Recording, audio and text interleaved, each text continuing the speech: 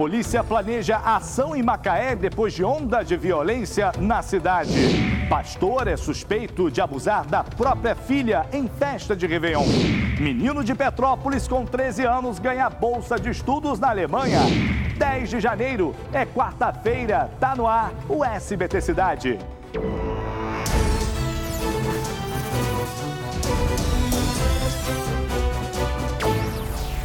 Olá, muito boa noite. Obrigado desde já pelo carinho, pela audiência de sempre. Vamos juntos até encontrarmos aí com o SBT Brasil com os principais assuntos do Rio e de todo o interior do estado.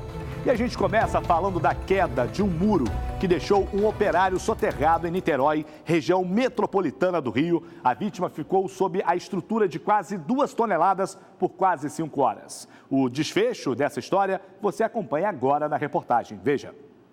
Esse vídeo, feito por uma pessoa que acompanhava o resgate, mostra o momento em que o operário é socorrido pelo Corpo de Bombeiros. Foram 4 horas e meia de trabalho cuidadoso da equipe de resgate. Qualquer erro poderia causar a morte do rapaz, que foi identificado como Luciano Mendonça Tavares, de 18 anos. Ele não poderia ser retirado puxado, poderia agravar lesões nele. Então foi criado um espaço sem desestabilizar a estrutura para que ele pudesse ser retirado com cuidado na prancha para não ter movimento de cervical, de coluna e não ter nenhum agravamento. Os bombeiros precisaram fazer escoras ao redor da vítima para evitar que a terra cedesse. Durante todo o resgate, ele estava lúcido, conversando enquanto recebia soro. Estava respondendo no começo, teve todo o suporte também do médico, estava no soro, no oxigênio, sempre bem atendido. Ainda bem que o trabalho foi bem sucedido. O caso aconteceu na tarde desta terça-feira, na rua Tavares de Macedo, em Icaraí, zona sul de Niterói. Era o primeiro dia de trabalho do rapaz na obra de demolição de uma casa que deve dar lugar a uma galeria comercial. Não se sabe o que causou a queda da estrutura. Eles estavam trabalhando até que um bloco de concreto ele cedeu, ele desceu e soterrou parcialmente o funcionário. Ele, na tentativa de fuga, ele chegou um pouco para o lado e cobriu parcialmente o corpo dele, ficando apenas a parte de ombro para cima do lado de fora. Luciano foi levado com vida para um hospital da região. Ele sofreu apenas escoriações, nenhuma fratura e tem quadro de saúde estável. Olha, sobreviver a um desastre desse, a um desabamento desse, meu amigo, é nascer de novo, hein? E agora, exclusivo, o SBT mostra novas irregularidades envolvendo a Câmara de Vereadores de Mesquita, que fica na Baixada Fluminense. Dessa vez, aconteceu o seguinte: obras de uma suposta reforma foram pagas de forma antecipada e sem que parte dos vereadores soubessem. O dono de uma das empresas contratadas já foi condenado por formação de quadrilha num esquema de fraudes em licitações. E a outra empresa, que já recebeu até pelo material de acabamento, nem tem alvará de funcionamento da própria prefeitura. A reportagem é do Fábio Barreto. Acompanhe. Mesmo após diversas denúncias feitas pelo SBT Rio, os negócios envolvendo a Câmara Municipal de Mesquita seguem sendo feitos às escondidas, sem qualquer transparência.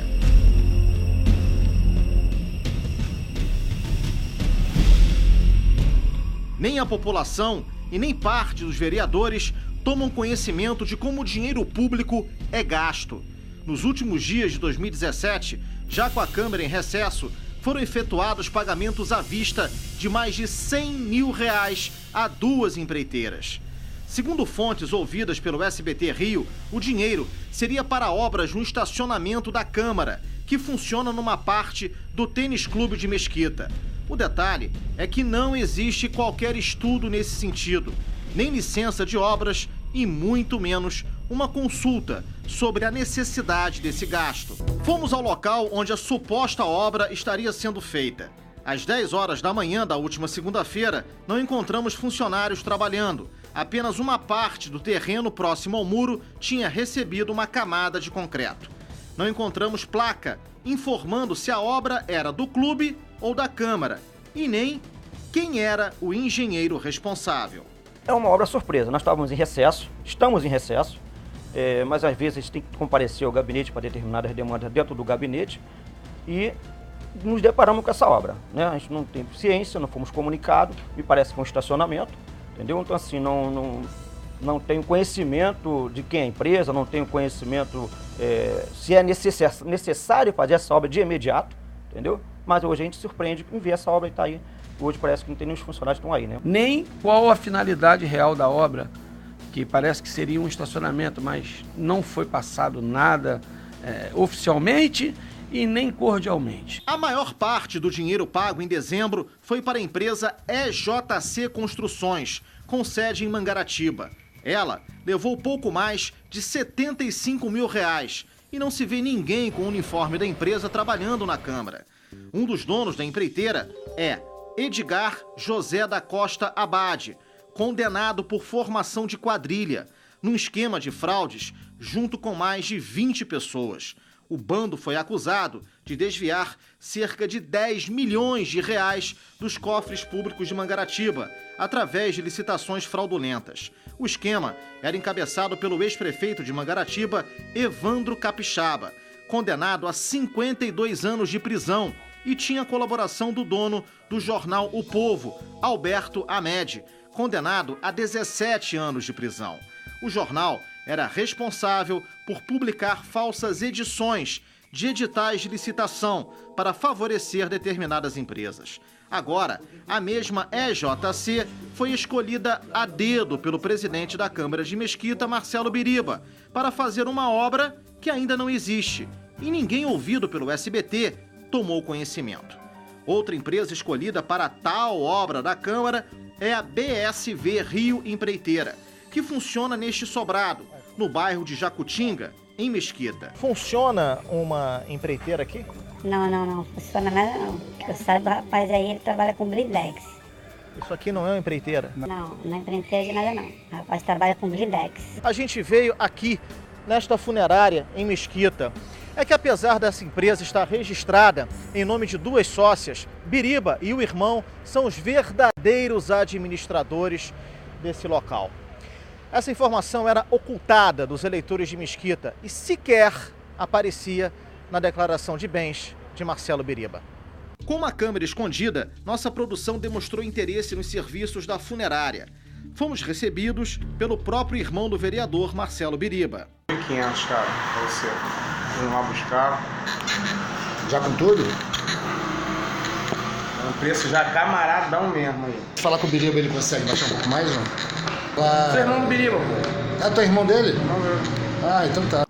E a politicada safada vai aproveitando que está em cidade pequena para fazer o que quer, né? Só porque o município é pequeno, acha que ninguém vai investigar, acha que vai passar desapercebido. Tomem vergonha na cara. É dessa forma que o dinheiro público vai para o ralo. Vai lá, superfatura, é empresa fantasma e obra que é bom nada, a população fica lá jogada. Vamos a um rápido intervalo? Já eu volto com outras notícias, continue ligado com a gente.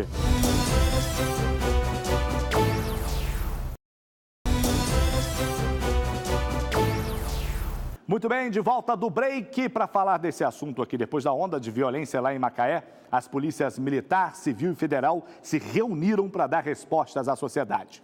Lá na cidade, o medo ainda é aparente. O corpo do policial morto dentro do Lagomar foi enterrado essa manhã em Itaperuna. Nós vamos acompanhar agora na reportagem. Veja só. Mais uma família chora a morte de um ente. José Renê Araújo Barros, policial do grupamento tático, o GAT, foi baleado com 2 tiros na cabeça durante uma guerra de facções na comunidade do Lagomar, em Macaé. Em Macaé, as marcas do vandalismo estão no chão e também entre a população. A sensação de insegurança e medo são grandes. A senhora está com medo de sair na rua, então? Tô com medo de pegar ônibus. Durante todo o dia, moradores desesperados postaram vídeos nas redes sociais e trocaram informações por aplicativos de conversa. Caralho, tiro pra caralho na cajueiro, menor. Ó. Uma mulher chegou a ser atropelada durante a correria. Aqui, pedestres alertam motoristas para uma troca de tiros no meio da rua. O comércio fechou as portas, ruas foram interditadas e viaturas da PM circulavam em alta velocidade. Por 2 vezes, a polícia entrou na comunidade Lagomar. E uma fumaça negra tomou conta de muitos bairros devido aos ônibus em chamas. Segundo a Polícia Civil, desde o início dos confrontos, 5 ônibus foram incendiados e 7 pessoas baleadas, uma delas durante a madrugada. Em novos confrontos na favela Novo Horizonte, Wellington Luiz Vieira, conhecido como Canelão e apontado como chefe do tráfico de drogas no local, foi morto pela polícia. Pela manhã, Polícia Militar, Civil e Federal se reuniram numa coletiva para dar respostas à sociedade. Estiveram à mesa o secretário de Ordem Pública e o prefeito de Macaé, o subcomandante do 32º Batalhão, a comandante do grupamento aeromóvel da PM e o delegado da Polícia Federal de Macaé. Então a gente conhece os delinquentes, conhece as facções que eles são vinculadas e vamos atuar sobre eles. Veja só esse saldo de baleados, de mortos, isso no interior do Rio de Janeiro. A gente percebe o seguinte, principalmente nesse caso de Macaé, que a bandidagem encontra muita facilidade. É só chegar armado, é só ir lá invadir, porque, gente, o efetivo policial, se na capital o efetivo policial já é baixo, imagina, numa cidade do interior, às vezes tem uma viatura ou duas para uma região inteira, uma região com não sei quantos mil habitantes. Como que você vai combater o crime dessa forma?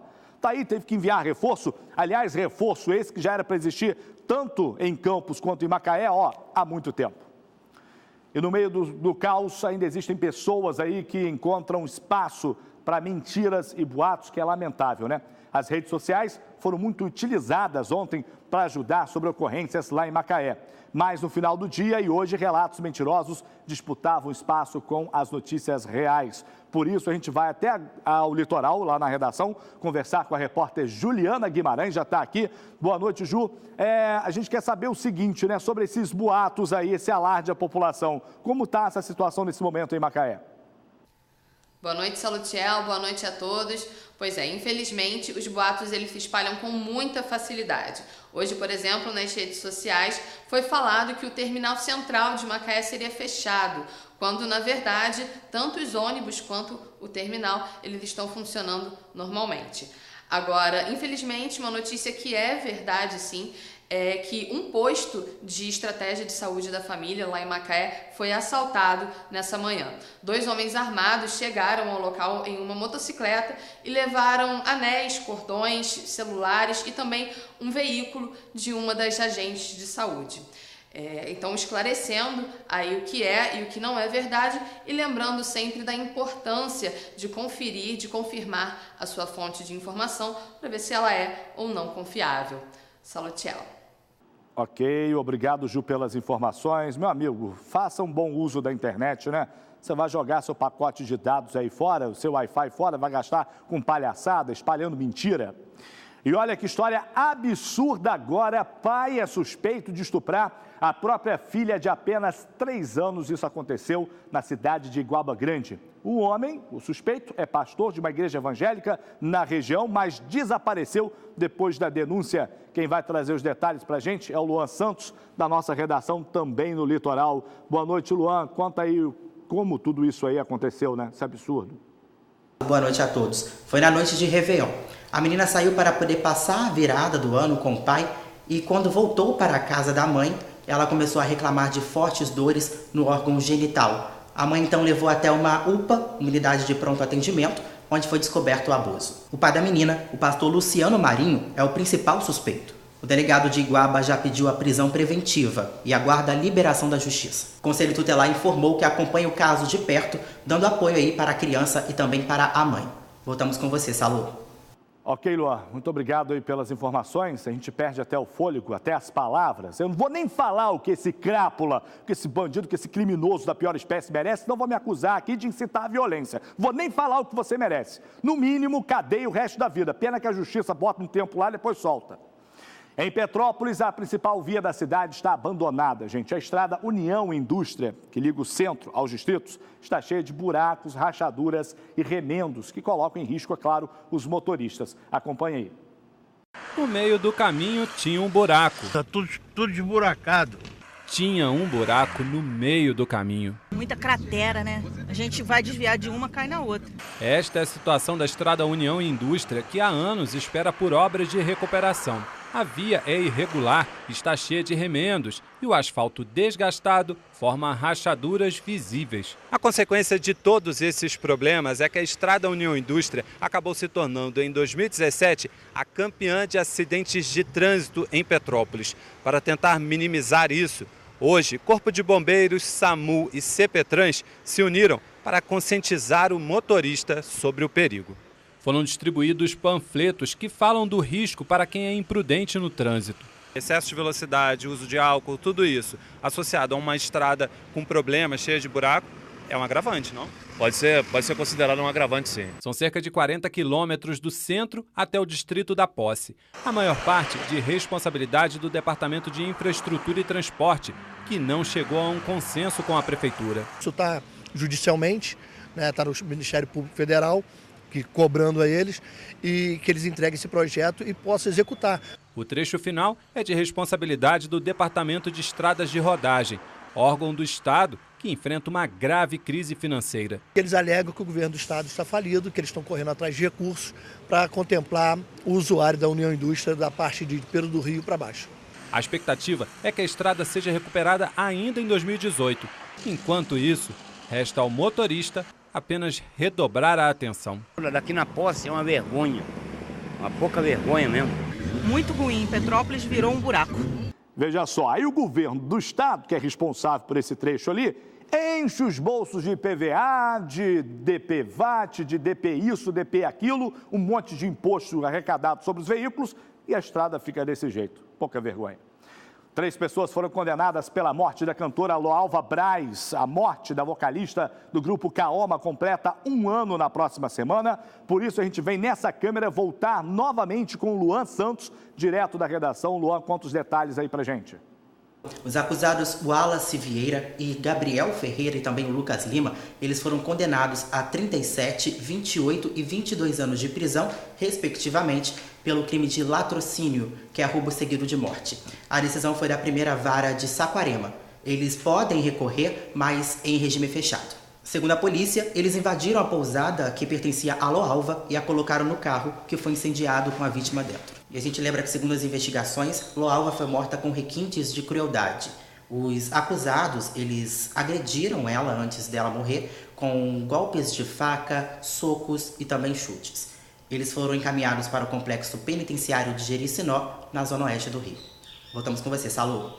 Ok, obrigado, Luan, pelas informações aí, até que enfim conseguiram prender aí esses criminosos, esses suspeitos, né? Tomara que eles fiquem presos, tomara que a justiça realmente siga sendo feita, porque a vida da cantora, infelizmente, não tem como voltar mais. Aquele break, eu volto já com outras notícias, continue no seu SBT Cidade.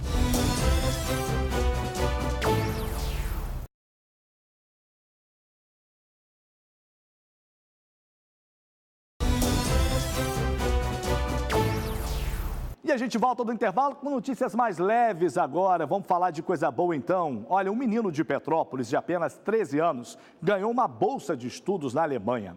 Ele terminou o 8º ano em novembro e vai passar as férias no frio da Europa Central para aprimorar o talento que ele tem na música. Vamos conhecer quem é esse grande talento petropolitano? Então pode rodar o VT. A mala já está pronta para Paulo Vinícius ganhar o mundo. O que você quer fazer no futuro? Eu quero ser maestro. Ele é cantor do Coral dos Canarinhos de Petrópolis, o mais antigo coro de meninos do Brasil. O empenho do jovem chamou a atenção do maestro, que decidiu buscar uma oportunidade para ele estudar música no exterior. Foi aí que surgiu um estágio em um coral alemão. Foi um esforço muito grande da família, dos parentes, até de vizinhos, e também por parte nossa lá dos Canarinhos, para que ele pudesse viajar. Da cozinha da família, onde ele faz os ensaios, para a Alemanha. Paulo Vinícius tem 13 anos e há 4 participa do Coral dos Canarinhos. Serão 40 dias na cidade de Speyer que podem mudar a vida dele.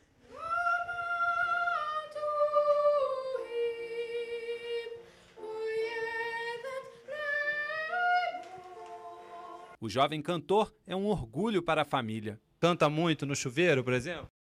Canta muito. No chuveiro, fora do chuveiro, o tempo todo, o dia todo, né? O horário que ele está em casa, ou é cantando ou é tocando teclado, né? Nunca imaginei que eu teria um filho que gostasse de música clássica, muito menos que seria maestro.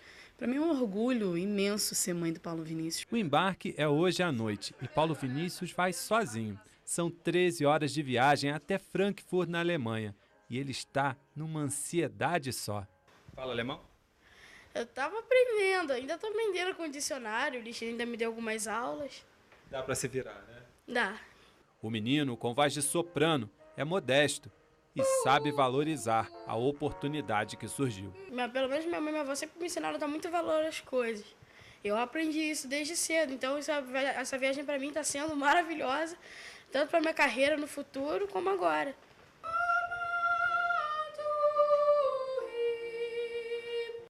Veja só, gente, que bacana essa história, não é não? E se você também tem uma criança com esse talento aí em casa, aproveite, porque o Coral dos Canarinhos está com inscrições abertas aí para o curso de aprendizes, para crianças com 9 anos de idade, tá bom? Os detalhes no site canarinhos.com.br ou pelo telefone 24 2104 4117, tá bom? O curso tem duração de 1 ano e é gratuito. Aproveite a oportunidade.